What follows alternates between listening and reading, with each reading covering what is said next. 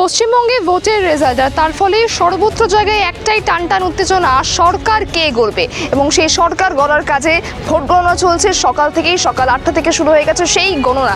Ballot পেপারে যে vote পড়েছে সেই গণনা শুরু হয়ে গেছে এবং ইভিএম অর্থাৎ ইলেকট্রনিক ভোটিং মেশিনের যে প্রক্রিয়া চলছে সেই গণনা কাজ কিন্তু এখনও চলছে। এবং জেলা থেকে কী সমস্ত আপডেট আসছে, কী বার্তা আমরা পাচ্ছি সে সমস্ত বিষয়ে আমরা বলবো। পূর্ব মেদিনীপুরে বিজেপি 11টি আসনে এগিয়ে রয়েছে 16টি আসনের মধ্যে এবং পশ্চিম মেদিনীপুরে 15টি আসনের মধ্যে 4টি আসনে এগিয়ে রয়েছে বিজেপি। ঝাড়গ্রামের চারটে আসনে এগিয়ে রয়েছেন বিজেপি। পূর্ব বর্ধমানে 16টি আসনের মধ্যে 9টি আসনে এগিয়ে রয়েছে তৃণমূল কংগ্রেস। এবার চলে আসবে বীরভূমে 11টি আসনের মধ্যে 4টি আসনে এগিয়ে রয়েছে তৃণমূল এবং 1টি আসনে এগিয়ে রয়েছে বিজেপি। কোচবিহারে 9টি আসন, তার মধ্যে 2টি আসন এগিয়ে রয়েছে তৃণমূল এবং 4টি আসনে এগিয়ে রয়েছেন বিজেপি। কালিম্পংয়ে 1টি আসনে এগিয়ে রয়েছে বিজেপি। দক্ষিণ দিনাজপুর, এবারে আসবো দক্ষিণ দিনাজপুরে 6টি আসন রয়েছে, সেই 6টি আসনে তৃণমূল কংগ্রেস 4টি আসনে এগিয়ে রয়েছে। উত্তর 24 পরগনার 33টি আসনের মধ্যে 12টি আসনে এগিয়ে রয়েছে তৃণমূল কংগ্রেস এবং 8টি আসনে এগিয়ে রয়েছে বিজেপি।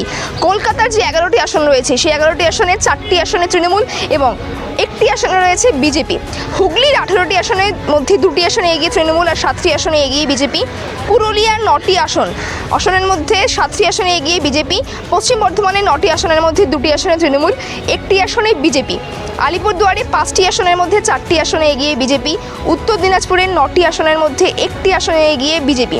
দমকলের সিপিআইএম প্রার্থী মোস্তাফিজুর রহমান, আবারও বলবো দমকলের সিপিআইএম প্রার্থী মোস্তাফিজুর রহমান 618 ভোটে এগিয়ে রয়েছে। সকাল থেকে গণনা শুরু হয়েছে 8টা থেকে এবং 8টার পর এখন 10:30 বাজে। প্রতি মুহূর্তের আপডেট আপনাদের সামনে আমরা তুলে ধরছি। এবার জানাবো কে কত আসনে এগিয়ে রয়েছে। প্রথম রাউন্ডের ফলাফল শেষ হয়েছে, প্রথম রাউন্ডের যে গণনা শেষ হয়েছে এবং সেই গণনা শেষ হওয়ার পর দ্বিতীয় রাউন্ডে কী আসন আসছে সেটা বলছি।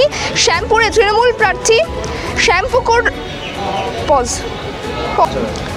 শ্যামপুকুরে তৃণমূল প্রার্থী শশী পাজা 284টি ভোটে এগিয়ে। আবারও বলবো শ্যামপুকুরে শশী পাজা তৃণমূল কংগ্রেসের প্রার্থী, তিনি এগিয়ে রয়েছেন। পূর্ব বর্ধমানের 16টি আসনের মধ্যে 9টি আসনে এগিয়ে রয়েছে তৃণমূল এবং 1টি আসনে বিজেপি। বীরভূমে 11টি আসনের মধ্যে 4টি আসনে এগিয়েছে এবং 1টি আসনে এগিয়েছে বিজেপি। ভাটপাড়ায় 3200 ভোটেই বিজেপির প্রার্থী পবন সিং। আবার বলবো ভাটপাড়ায় আমরা দেখতে পেয়েছি ভোটের আগে থেকে যে উত্তপ্ত পরিস্থিতি সৃষ্টি হয়েছিল, একবার সিআরপিএফের গায়ে গুলি চলা থেকে শুরু করে অর্থাৎ তৃণমূল এবং বিজেপি যে গোষ্ঠীদ্বন্দ্বের কথা আমরা বারবার পাচ্ছিলাম, সেই জায়গায় দাঁড়িয়ে ভাটপাড়াতে 3200 ভোটে এগিয়ে রয়েছেন বিজেপির প্রার্থী পবন সিং। হাওড়ায় 16টি আসনের মধ্যে 6টি আসনে এগিয়ে তৃণমূল এবং 1টি আসনে বিজেপি। ক্যানিং পূর্বে আইএসএফ প্রার্থী আরবুল ইসলাম পিছিয়ে। এই মুহূর্তে যা আমরা আপডেট পাচ্ছি গণনা চলাকালীন, ক্যানিং পূর্বে আইএসএফ প্রার্থী আরবুল ইসলাম পিছিয়ে রয়েছে। আসানসোল দক্ষিণে 6000 ভোটে এগিয়ে বিজেপি প্রার্থী অগ্নিমিত্রা পল। আমরা বলবো আসানসোল দক্ষিণ 6000 ভোটে এগিয়ে বিজেপি প্রার্থী অগ্নিমিত্রা পল। এবার চলে আসবো বেলেঘাটা বিধানসভায় তৃণমূল এবং বিজেপির যে সংঘর্ষের কথা আমরা বারবার পেয়ে আসছিলাম। বেলেঘাটা সেই তৃণমূল প্রার্থী কুণাল ঘোষ 300 ভোটে পিছিয়ে। এখনও পর্যন্ত যে আপডেট আমরা আসছে দেখতে পেয়েছি, কুণাল ঘোষ কিন্তু পিছিয়ে রয়েছে, যার প্রতিদ্বন্দ্বিতা করছেন বিজেপির প্রার্থী পার্থ এবং সিপিআইএমের প্রার্থী পারমিতা রায়। এবার পরবর্তী আপডেট দেখাবো।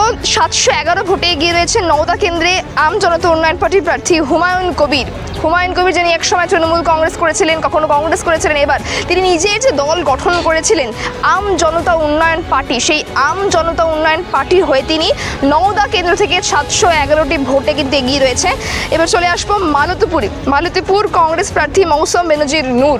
এই জায়গা থেকে কিন্তু সকাল থেকে তিনি এগিয়ে রয়েছেন এবং এখনও পর্যন্ত যে সেকেন্ড রাউন্ড চলছে, ভোট গণনার সেকেন্ড রাউন্ড চলছে, সেই সেকেন্ড রাউন্ডেও আমরা দেখতে পাচ্ছি মালতীপুরে কংগ্রেস প্রার্থী মৌসুম বেনজির নূর কিন্তু এগিয়ে রয়েছে। আবারও বলবো সমস্ত মুহূর্তের আপডেট আপনাদেরকে আমরা তুলে ধরবো, তার জন্য দেখতে থাকুন আমাদের চ্যানেলটি এবং কে কোন আসনে কতটা এগিয়ে রয়েছে সে সমস্ত বিষয়ে আমরা আপডেট দেবো। এবং বঙ্গের রাজনীতিতে যে লড়াই চলছে, একেবারে টান উত্তেজনা, কখনো এগিয়ে যাচ্ছে বিজেপি তো কখনো এগিয়ে যাচ্ছে তৃণমূল কংগ্রেস। এবার দেখার বিষয় 2026-এর পশ্চিমবঙ্গের সরকার কি গঠন করবে তা কিন্তু জানা এখনও বাকি আছে। ঘড়ির কাঁটায় এখনও সময় রয়েছে, কারণ এখনই 10:30। সময় যত গড়াবে ততই কিন্তু সেই চিত্র বদলাবে কে গড়বে পশ্চিমবঙ্গের আসন।